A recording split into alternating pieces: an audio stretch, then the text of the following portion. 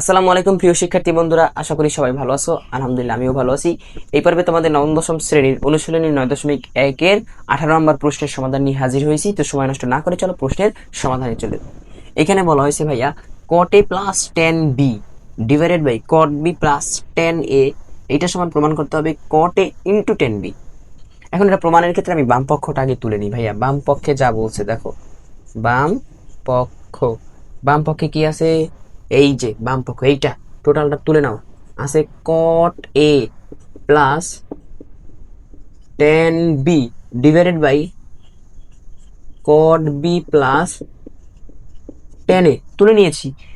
এখন একটা জিনিস কেউ লক্ষ্য করছো ভাইয়া, এইখানে কটের সাথে a আছে, বাট এখানে কটের সাথে b, আবার এখানে 10 এর সাথে b, 10 এর সাথে a, মানে এখানে যে সূক্ষ্ম কোণ, ত্রিকোণমিতির যে সূক্ষ্ম কোণটা ওইটা উল্টা পাল্টা আছে, উপরে একটা আছে নিচে একটা আছে। এখন তোমাকে এই কোণগুলোকে আগে ঠিক মানে 10 এর সাথে যদি বি থাকে বিয়েই বানাতে হবে, অথবা কটের সাথে বি থাকলে কটের সাথে বিয়েই বানাতে হবে। এইটা এ এটা বি, তাহলে হবে না। তাহলে আমি কিভাবে বানাতে পারি দেখো, আমি কি করব দেখো, উপরে যা আছে লিখলাম cot a plus 10b, cot a plus 10b লিখলাম, যা আছে তাই লিখছি, কিচ্ছু না।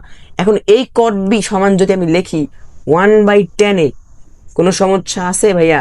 তুমি বলবা কিভাবে, মানে 1/10b আর কি বলতে চাচ্ছি, 1/10b লিখবো। আমরা কি জানি বলো, cot থিটার সূত্র জানি 1/10 থিটা, 1/10 থিটা, 10 থিটা। এখন এই যে 1/10 থিটা মানে cot থিটা, তাহলে cot a মানে কি? cot b, cot b মানে হলো 1/10b। থিটার জায়গায় যা থাক, যা থাক ওটা উল্টাটা তুমি লিখতে পারবা। তাহলে cot থিটাকে লিখতে পারবো 1/10 থিটা, cot গরুকে লিখতে পারবো 1/cot গরু, cot ছাগলকে লিখতে পারবো 1/cot ছাগল। এটা তো কোনো ম্যাটার করে না। দেখো এখানে আছে cot b, তাই লিখেছি 1/10b প্লাস এখানে আছে 10a, আমি লিখতে পারবো ঠিক উল্টাটা 1/cot a, 1/cot a। এখন লক্ষ্য করো তো ভাইয়া, এইখানে কটের সাথে a আছে, কটের সাথে a আছে, 10 এর সাথে b আছে, 10 এর সাথে b আছে, এক হয়ে গেল না? কোনগুলো এবার এক হয়ে গেল না? তো এক করে নিলাম। বলো এটুকু বুঝছো কিনা? না বুঝলে বলো এটুকু বুঝছো কিনা, এটুকু না বুঝলে বলো, বুঝাই দেবো, সমস্যা নাই। এবার এদিকে তাকাও, উপরে যা আছে সুন্দরভাবে রেখে দাও, cot a plus 10b, 10b নিচে, নিচে লসাগু করে, এই দুইটার লসাগু নিচে 10b ইন্টু cot a, দুইটা ভিন্ন জিনিস, তাই দুটোটাই লসাগু হয়ে গেল। এবার লসাগু নিয়ম অনুযায়ী এইটা দ্বারা এইটা ভাগ করো, তাহলে এই 10b কেটে যাচ্ছে, বাকি থাকে কটে। কটে দ্বারা উপরের 1 কে গুণ করলে ভাইয়া কটে হয় না? বলো, কটে দ্বারা যদি তুমি 1 কে গুণ করো কটে, প্লাস এর প্লাস, কটে কটে কাটা যাচ্ছে, বাকি থাকে 10b, 10b দ্বারা উপরের 1 কে গুণ করলে হয় 10b। ওকে, এবার এই লাইন থেকে এই লাইনে দেখো কি করি। দেখো তো ভাইয়া, দুইটা ভগ্নাংশ হয়ে গেল না? ভগ্নাংশ উল্টাইতে পারো না? পারো। কিভাবে? উপরেটা ঠিক রাখবা, উপরেটা ঠিক রাখবা। উপরের কিভাবে ধরবা ভগ্নাংশ? ধরো এটা নিচে মনে মনে একটা 1 আছে, তাহলে এটা একটা ভগ্নাংশ। তাহলে আমি লিখলাম যে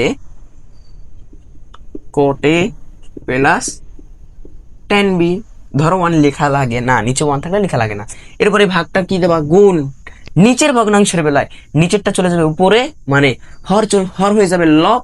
তাহলে এই যে উপরে আছে 10b, 10b into cot a লিখে দিলাম, লিখে দিলাম যা আছে। আর উপরে আছে cot a প্লাস 10b, এখানে নিচে চলে যাবে cot a plus 10b, 10b। তাহলে দেখো তো, এখানেও cot a প্লাস 10b, এখানেও cot a প্লাস 10b, এই দুটো তো এখান থেকে একদম ভদ্রভাবে চলে যাচ্ছে। বাকি থাকে কি? 10b into cot a। আমি লিখতে পারি এটাকে cot a ইন্টু 10b। তুমি বলো ভাই এভাবে লিখছি কেন? ভাই দেখো তো প্রশ্নে আগে cot a আছে তাই cot a বানাইছি, 10b আছে 10b লিখছি, মানে ঘুরাই লিখছি, কোনো সমস্যা তো নাই। তো আমাদের প্রমাণ হয়ে গেল। খুবই সহজ ম্যাথ, বাট খুব গুরুত্বপূর্ণ, বুঝছো? এই ধরনের ম্যাথ কিন্তু খুবই গুরুত্বপূর্ণ। এই পেজটুকুর জন্য এই ম্যাথ অনেকে আধা ঘন্টা বসেও পারে না। যারা একটু ভাবে তারাই পারবে, বেশি বেশি প্র্যাকটিস করলেই পারবা। তাহলে এখানে লিখে দেওয়া সুন্দর করে যে ডান পক্ষ, ডান পক্ষ প্রমাণিত, প্রমাণিত।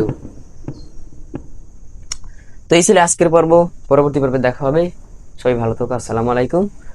পরবর্তী ভিডিও পাওয়ার জন্য চ্যানেলটিকে সাবস্ক্রাইব করে বেল আইকনটি ক্লিক করে দাও।